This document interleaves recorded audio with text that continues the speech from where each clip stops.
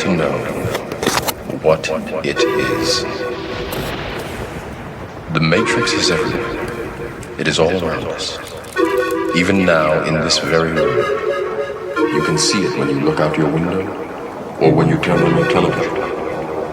You can feel it when you go to work, when you go to church, when you pay your taxes.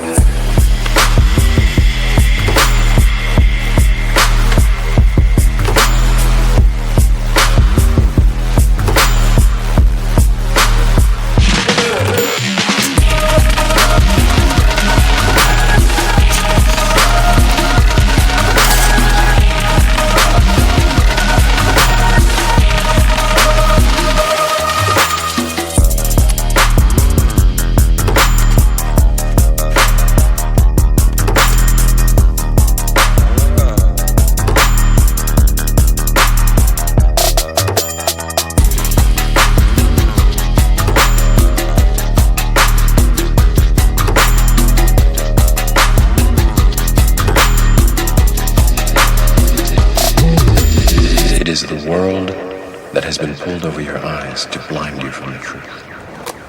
What truth? That you are a slave.